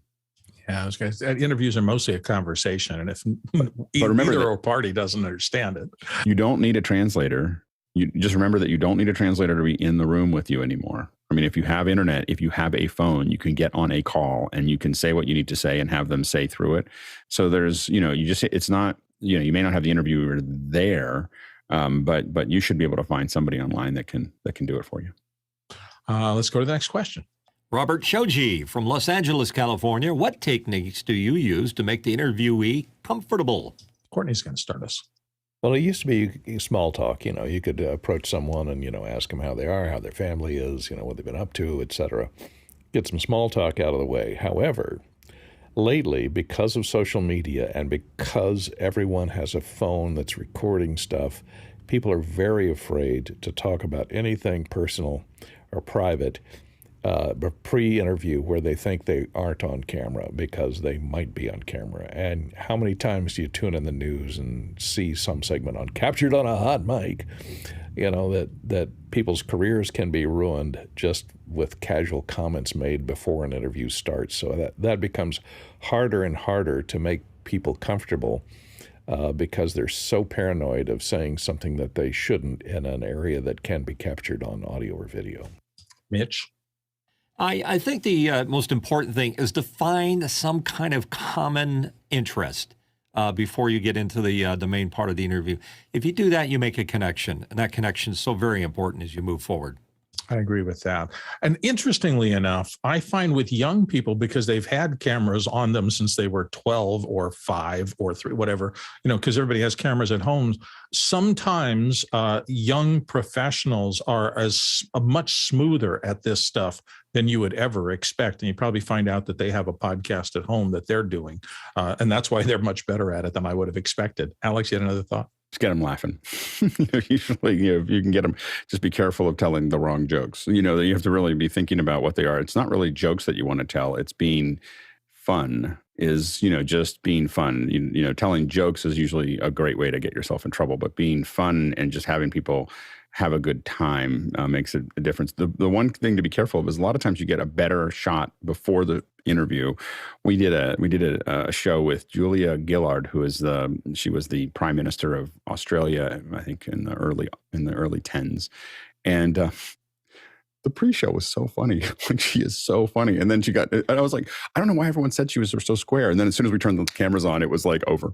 Like it was flat, but before the show, we were joking about her dogs and the planes and things. And it was great. I was like, I wish that would have been the interview, but it was not. Yeah, I have to say, one of my biggest successes in my corporate career was when I went to visit one of my ongoing clients, and the senior vice president I was pulling in said, "Come on, we got to go in my office." And I said, "Okay, fine." We went in. He closed the door. He said, "I got a little complaint last time. We were laughing so much that we disturbed everybody." And I thought, wow, that says something. If we can create that light-hearted environment for the person who's having to get this work done and wants to get it done, and if they feel good enough with us to joke around and laugh, that means that they've assessed us and we're doing okay for them. John, you had another thought? John Prado? So I'm interested to hear the panel's opinion on this. I follow what James Lipton does in his interviews, and I ask a canned set of questions, but it gives a good introspection of their character. Are you a hot dog or hamburger person? Are you a cat or dog person? Are you a Mac or PC person? And then it's interesting to compare and contrast the people on my podcast from answer to answer. I don't know what the panel thinks about that. I don't know if somebody has their hand raised. I just lost a screen for a minute. So, Alex, go ahead. I didn't raise my hand, but I was just going to say, I think that I've often thought it'd be fun to go all over the world with 20 questions that are the same. Just call it 20 questions, and they're the same 20 questions. I'm never going to vary it. I'll give you time to think about it, and I'm going to send you what they are, and then I'm going to ask those 20 questions. And I think that coming up with the right 20 is the thing, but I think that you could learn a lot, and it gives you a reference point of every person connected to each other. I've thought about that for, 25 years, just never gotten around to doing it. Doesn't Vanity Fair or something like that do that with celebrities? Yeah. They have that list of questions. Interesting. Nigel, you had a last thought before we move on? I always end my podcast with guests with the same 3 questions that, wrap it up. What's your favorite technology, home technology, just things that sort of feel a way to bring the interview to a halt, which is the same thing that Lipton did. Absolutely. All right. Next question. Roscoe Jones, Madison, Indiana. What are your best tips for editing a 2-person versus a multi-person interview? Do you ever use cutaways? Alex? Use cutaways all the time. Like cutaways and B-roll are your friend.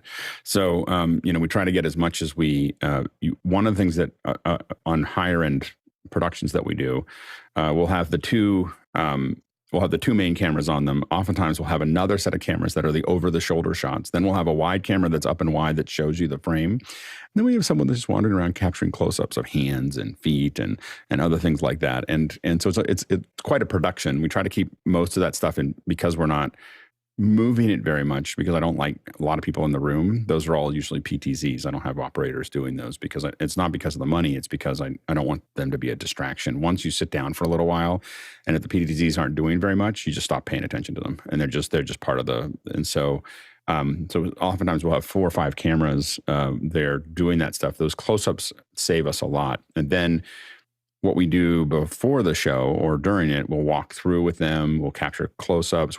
The big thing with B-roll is just don't show anybody's face because if they're talking, then it's something, it gets weird. So, but oftentimes we'll come behind them, we'll, capture a lot, and we'll capture as much as we have time to capture because it saves you so many times to be able to cut away.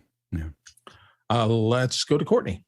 Yeah, I agree with Alex. And even if you only have one camera to cover an interview, you can do, after the interview's over, you can ask the person to stay there for a second and just move the camera over their shoulder to look back at the interviewer where he does some nods and pensive, thoughtful looks. And those cutaways can get you out of trouble over and over again. Or like Alex says, shot of the hands just for B-roll, anything other than their face, or just the person looking and listening so that when the interviewer is asking the question, you can cut to that person, cut back and forth between the person listening to the question and the interviewer. And you can have the interviewer be off camera for the actual interview with the person. Then after that person leaves, you can move the camera over and shoot all of your questions over again with the interviewer on camera. And cut them all together, and people will never know that they were done at different times. Mitchell? Love a jib camera, gets that POV shot that looks so cool. In fact, there's a new show over at CNN right now with 3 anchors, and every shot is moving. Every single one of them. A little too much. Next question. Next question from Robert Shoji in Los Angeles again. What 2 camera angles are recommended for an interview? Alex, you want to take this? Yeah, I mean, usually what you don't want to do is see a jump cut. I mean, in YouTube, we jump cut all the time, but generally what you want to see is if you have a person here, one is going to be typically as straight on as possible. Might be a little off if you have an interviewer, but it's that straight on shot that you get there. And then typically the next one will either be much closer and near that camera or over to the side in more of a profile shot. And they're both on the same side, line of direction. So they're both on the same side of the person or it gets confusing. But those are typically the ones that we use here. And sometimes we put these on what's called a one-man slide. It's a slider that goes back and forth by Red Rock Micro. And so that you get a little bit of movement on it as well to do that. And so when we cut to it, it gives it a little bit of dynamism. Yeah. Mitch? There's a famous Pennsylvania candidate that's running who recently had a stroke, and the way they put together spots, because he can't do a full sentence or he might not be able to do a full sentence, is they shot it in a studio, and they did a lot of jump cuts, but they showed the studio props as part of the scene for the jump shots. So that interest that it was a studio added enough of an attitude, I guess, to it that allowed it to make sense. Courtney? And remember, if you're shooting, if your target resolution is 1080p, shoot in 4K if you can, because then you can extract a much closer close-up and get you out of trouble and to keep it from looking like a jump cut. If you're going to cut something out, you can cut into a tighter version from the same camera and extract material that they spoke in between those two, and it would not look as much like a jump cut if you can extract one. Alex? Careful of not showing their hands in both angles, because then you have to match them. So the closer one should be close enough to get past that. Yeah, there's a whole bunch of things about cutaways that can be a little bit iffy if you're not, you think I've got it, and then you find out, oh, wait, his arms were up and I'm cutting to his hands, and that just doesn't make any sense at all. I'll take people right out of things. The other thing is that, this new shooting way we have, when I've been doing these Final Cut things, so I've got a camera that's on me, and I've got the Zoom, my presentation, my Final Cut interface up there. It's been interesting to me that I didn't accept jump cuts at all in my early days, but because I understand now that when you're recording in a circumstance like that, if I don't have something on my screen they can see, they're going to have to stop, or they're going to have to just see me. And to me, a radio edit where the conversation flows, even if I did or lick my lips or something. If it's distracting, I want to get that out of there. And so I'm relieved that the MTV style for now the last 30 years has said jump cuts aren't the biggest sin in the world, because sometimes keeping the conversation, the exposition flowing is more important than that little glitch right now. It's serving your audience the best you can. Next question. Next question from Eric Billings in Washington, D.C. When Leo addressed Alex during the Gray Matter interview, did that break convention in a good way, engagement, or a bad way, fourth wall? Alex, what's your thought? I think it was fine. I think it did break. I didn't encourage it. It was definitely like, I'm not. You could kind of hear me in the background there, but I think Leo can get away with that. But I think that it was definitely not something that I had planned to have happen. And again, that's the mistake of me not having, being in the same room as best you can. I think it was fun because we all know each other, and Leo and I have known each other for almost 20 years now. And so I think it was fun for that specific interview, but it definitely had me think about whether I want to be in the same room with the interviewers in the future, or at least put up some kind of soft wall between me and them, so that with Leo it worked. With other people, I'd probably try to avoid it. Next question. Next question in from Andy Kokendorfer in Viera, Florida. Where do you find interview subjects? Alex, real quick. Define the subject and find people that are doing it great. That are doing that. You'd be surprised at how many people are willing to be interviewed. And so, to talk about those things. So, but you want to find the subject that you have, and then find people that are passionate and smart about it, and start small and get good at it. And then that builds your track record. And then you can build up to folks that are have more and more stature. You'd be surprised at who you can get to say yes if you have a track record. Cordy Gooden. YouTube, because people who have their own channel on YouTube want to be interviewed. They want to be exposed. They're there for a reason. And so they make good interview subject. And I was just going to say, if you want to create content that is based on interviews, that's part of the skill set you have to learn, how to reach out to people. You cannot be super shy. You have to, get your ducks in a row, get an example of what you're trying to do, learn how to explain it concisely. But then you've just got to take a step and make the phone call or the email or the contact. You're either going to get up and do this or you're not. And that's a brick wall determinant of whether somebody's going to have success in this part of things. Alex, you have another thought?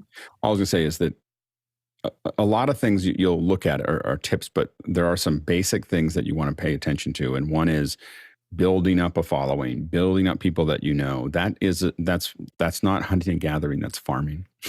And so, when you start on something like Twitter, I have a small but reasonable number of followers on Twitter, which means that if I ping somebody on Twitter, they're much more likely to respond to me than if I had 6 followers. And so when you think about all of those, all of the things that you do, a lot of people think about, I don't want to do any of that stuff. And then they suddenly need that. That's not something you can just create.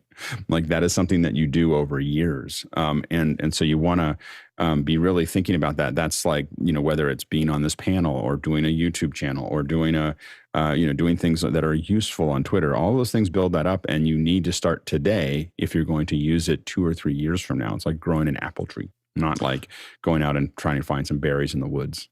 So we have 3 more, and we have about that many minutes. So let's dive in. Next question. Douglas Carmichael asking, how do you make talent comfortable during the mic framing check process if they're not technically savvy? Mitch, take it. Try not to have them in the room at the same time. Use a stand-in. Of course, for miking, you have to get them. But what I usually do is if it's multiple interviews that we're doing, I'll have one of our producers in another room prepping that talent before they even come in. And that puts them sort of at ease of what's going on. But just try to keep them distracted, tell them a story, talk to them. Okay, Alex, can you do something quick? I just ask them how they're doing. How's it going? What did you do this morning? And that's usually just get them talking while I'm working on the other stuff, because I want them to talk, because I need to check mics and framing. There you go. Next question. Arshid Trivedi from Daytona Beach, Florida. On the upcoming Friday episode of Gray Matter, the name of the guest seems familiar to me. Was this the writer of Bosch? What type of questions will you ask for the interview? Nigel. I'm absolutely crushed. I can't listen live. I would have 1,000 questions. He is without doubt my favorite author. I would buy one of his books the moment it came out. In fact, I always do. He did write Bosch and a number of other characters. Only one of them has never worked. I have to tell you, the great joy in my life is when I'm reading a Bosch book and one of the other characters from one of the other series wanders into the storyline, be that the Lincoln lawyer or somebody else. And as they weave their way, it's great. Alex, real quick.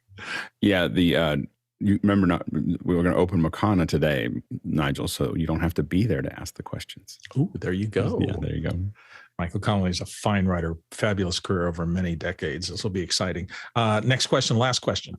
Last question in from Douglas Carmichael. Have you ever had to deal with talent that requested your interview questions in advance to prepare?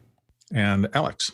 Yeah, 100%. And if we have them, we send them to them, or we'll send an example of these are the ones that we're going to start off with. There's no reason to. I mean, like I'm not an investigative reporter, so I don't really, I'm not. That's not the game I'm trying to play. So I find that letting them be comfortable and thinking through it makes sense. And Nigel. 100%, but I always say to them, I can't promise I'm going to ask them word for word the way they're written down, but these will be the themes that we will explore. Yeah. Excellent. So I have done a bad thing, which is not pull up the notes for the show close here because I was so engaged in it, but I know that we've got exciting things happening. Can somebody remind me who the next guest is for tomorrow?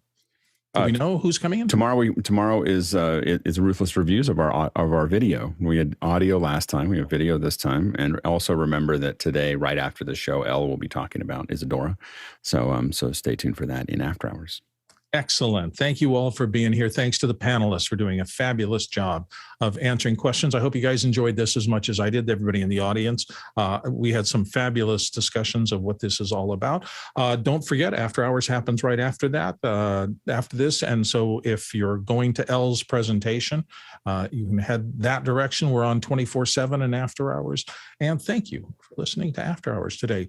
You're going to see us credit roll here at the end. These are all the people in the back end who are helping us put this show on, and they all deserve notoriety and praise. So let's roll the credits, and thank you all for being here.